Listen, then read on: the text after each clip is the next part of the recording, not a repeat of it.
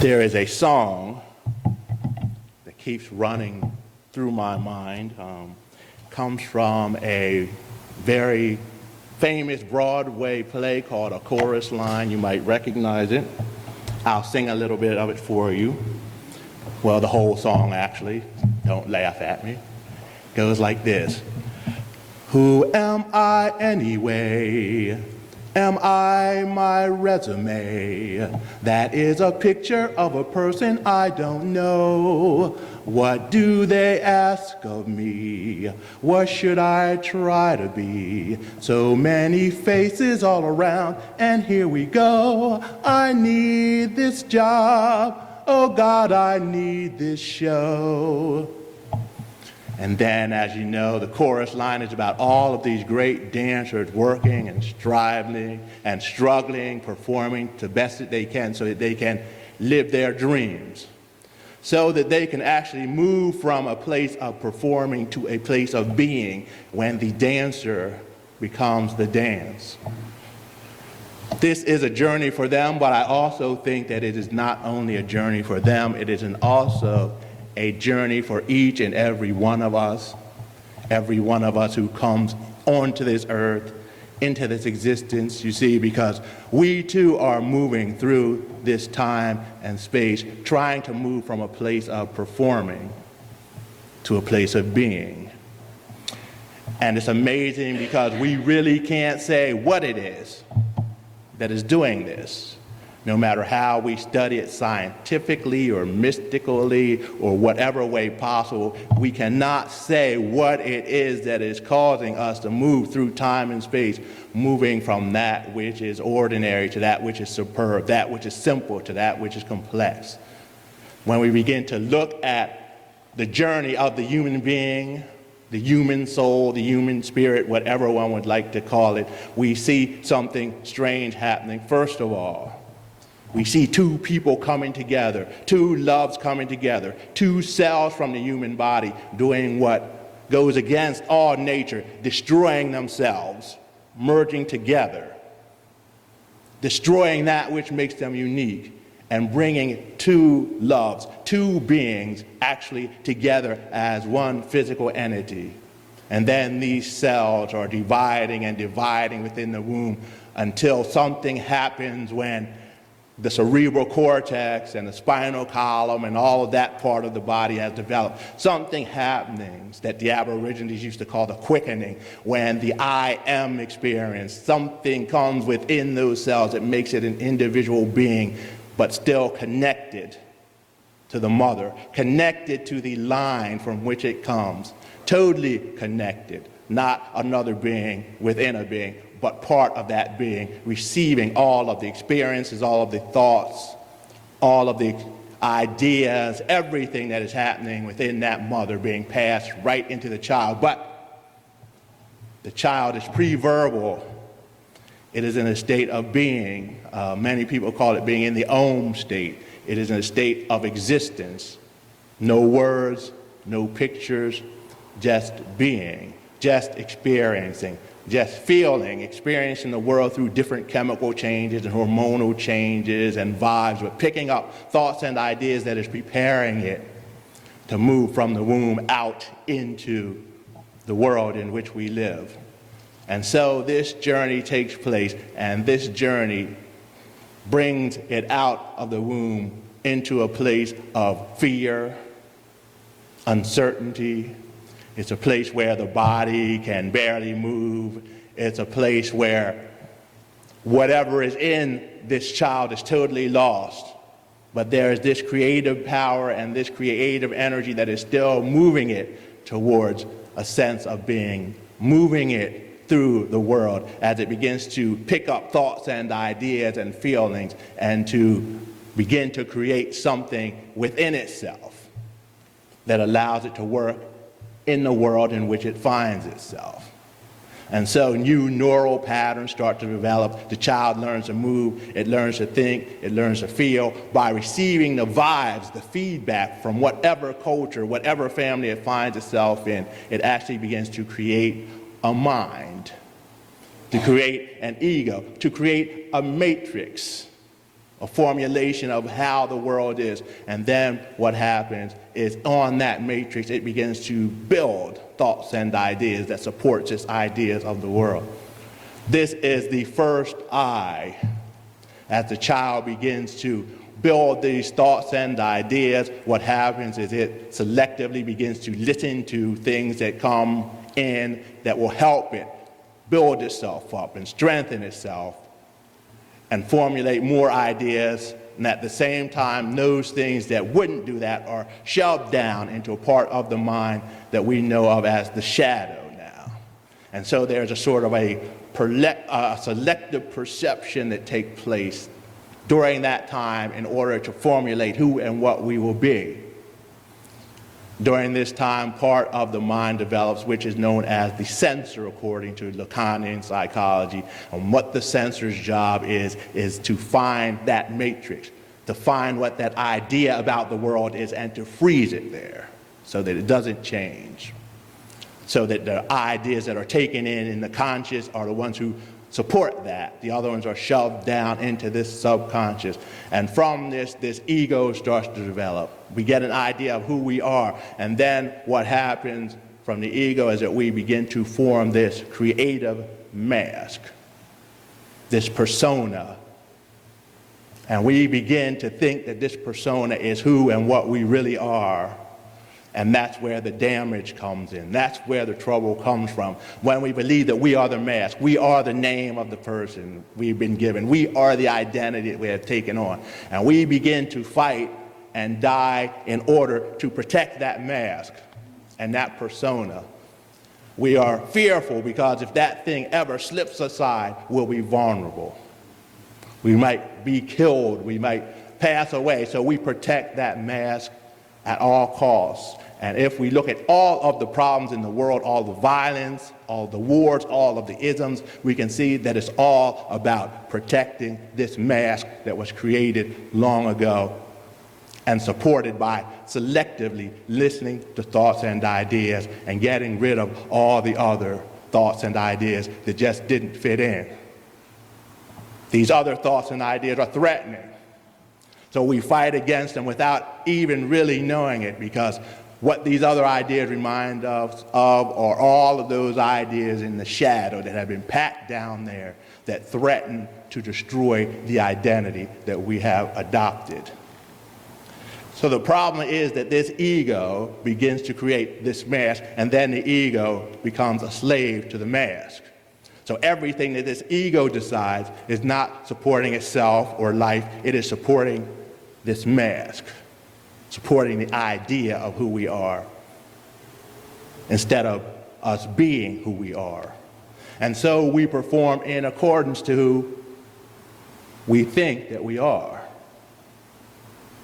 Sometimes, however, during life, horrible things happen. We have many struggles. Sometimes that mask is broken or cracked. We talk of these things as if they're negative experience, but it's as if the universe is trying to shake us, to break us free of this illusion about who we are, to get rid of this first I.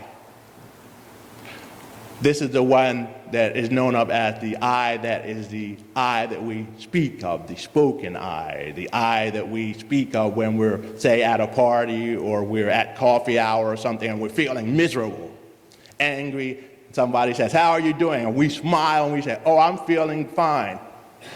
We know that we're not feeling fine. We don't even know why we say we're feeling fine when we're feeling miserable. It's because of this mask and us supporting that mask. But what is necessary in order for there to be peace, not only on the earth, but within ourselves, is to realize that we were the creators of this mask and that we have many masks, and it's time for us to decide what mask we want to reinforce, or even if we want to keep any mask. This means delving into what is the second I. This is the spoken, the speaker. This is the one who is speaking when it says, "I am fine." This is the ego, the superego, all of those elements of the mind working together in order to keep supporting this mask. And sometimes we think that we are the ego. But if we look at social psychology and many mystical religions and theories, we find that the ego is not some separate entity within itself. What the ego is a creation brought about through our socialization. Many of the thoughts, many of the ideas, and many of the images that were planted in our minds very early on are what our ego consists of. It is said that most children, by the time they are 4, have seen about 40,000 commercials with images, thoughts, and ideas passed on to their small minds before they can protect themselves, that tells them who they should be, what they should look like, what kind of car they should drive, what kind of job they should have. And this creates a level of dissatisfaction that I think that all of us suffer. And so we find ourselves striving and fighting like crazy to perform the best that we can, and we think, well, we're just doing this because we've decided it's something that we have to do, when in actuality we've been socialized to do that, and we are drawing on ideas and thoughts and premises that were put in our heads by the society in which we live. But this isn't bad, you see, because whatever this creative nature is within us has done this on purpose. Because we need to be able to survive, to live in whatever world we find ourselves in. The problem is that our idea of the world is often too small. It's based on what we learned when we were 2, 3, 4 years old, and we're still holding on to that. And instead of breaking free of it, we're trying to twist it and spread it and adapt it to fit all things, when it is time to really break free of it. It's time to let it go. But that is the most frightening thing, because the ego then thinks that it is going to die. And that creative part of ourselves that created the ego has also forgotten who it was. It had become the servant of the ego. And so what needs to be done is to get beyond that to what is the third eye. This corresponds to opening the third eye in the spiritual sense, but the third eye is actually the eye of awareness. Many people have experienced it. Most people can't talk about it. They can't say what it is. But we notice the eye of awareness, especially when we begin to meditate.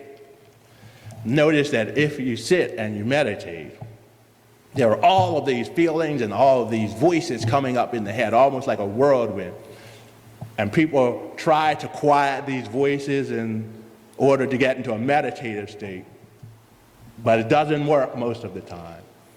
A lot of the things that people say when they meditate are that, well, I try to meditate, but I can't because I can't quiet my voices. During this time, we are in contact with what is known as the eye of awareness, because we begin to realize that all of those voices coming up are not who we are. They are not our voices. They are the thoughts and ideas that we had adapted in order to hold on to. They are like many, many recordings, many, many experiences that are floating around in the mind constantly in order to keep us in stasis, in order to maintain this thing that we call an ego. And so other voices are coming up, but who we really are not those voices. We're not the ones who are trying to stop those voices. We are the one who is aware of the struggle that is going on. This is known as the eye of awareness. We've all experienced this. Sometimes when we're playing sports or something, we just get this total run where everything is going perfectly and our mind is out of the way. Or when we're out with friends in the night talking, and all of a sudden, all inhibition is gone, and we are living right there, right now. And there is this unspeakable joy in everything. When we're walking on the beach or when we're going on a mountain, we feel this experience and we know that we are greater than we say we are and think we are. We know that, and there's nothing that can tell us that we're not. This is what is known as the eye of awareness. This is who and what we truly are. This is the state of being that the struggle in a chorus line was all about. For when those people got on that stage and did that dance, they were being what they truly were. And it doesn't have to be dancing. It can be doing anything that we love, that we can partake of fully. When we let go of all of those voices that are telling us we're not doing it right, we have to do it better, we have to perform, we move into this state where we perpetuate this love and this beauty just by being who we are. The third eye, the eye of awareness, is who we are. And when we reach that state, we can put on any mask we need to put on. We can reshape the ego as we need to, because the ego, in fact, is being reshaped every day by those who are open. There are many theories about the sharing of thoughts and ideas where they say that we actually come together, and if we have true dialogue, new thoughts and ideas are coming into our minds every moment, and thoughts and ideas are going out, so that our ego is being reshaped over and over every day, unless we learn to totally ignore these thoughts and ideas. And so the ego is not stationary. We think that it's permanent. We fight to keep it permanent, but nothing is permanent. And we ourselves are this essence of change, this creative nature that has been around for such a long time, from the time on this earth when we had some lipids and some proteins in this bubbling soup come together, and somehow they created something that survived, something that took in enough energy so they didn't turn solid, something that let go of enough energy so that it didn't explode, and then on one little strip of protein, it wrote the history of itself. It wrote instructions on how life could continue. And that very life within that cell is the very life that is within each and every one of us, this spirit of life. And we can be channels of the spirit of life if we can get rid of all of the thoughts and ideas and the false masks that have been forced on us, created for us by a society that was put together before we were born. If we can get rid of these things, we will be free to change the world. New thoughts and ideas will not threaten us, because we will know who and what we are. And instead of performing, we'll be in a state of being. Thus the word human being becomes a reality. And when we reach that state, we can choose what direction to go into. We can accept ourselves if we succeed. We can accept ourselves if we fail, knowing that every movement, every action is something that is causing us to grow, to experience, to become more aware, and to open that box and let out a wonderful, beautiful self. The self that is spoken of in many religions but often ignored, especially in mystical traditions, even by the Apostle Paul. There's a verse by the Apostle Paul where he says, right now we look in a smoke-colored mirror, but then we shall see him face to face, and we will be like him, for we shall see him as he is. Now this was the person that Paul was saying was equal to God. What is he saying to us if we will be like him? It is saying that we are that which we are looking for. We are moving through time and space to awaken to the fact that we don't have to argue about the existence of any higher power or lower power, because that is what we are, that we are this very universe moving in time and space right now. We are not separate from it. We are part of it. And just like us, this universe right now is still expanding, still growing. Creation is not something finished. It is growing towards something that no one can say. And so are all of us. We are doing the exact same thing as we live our lives.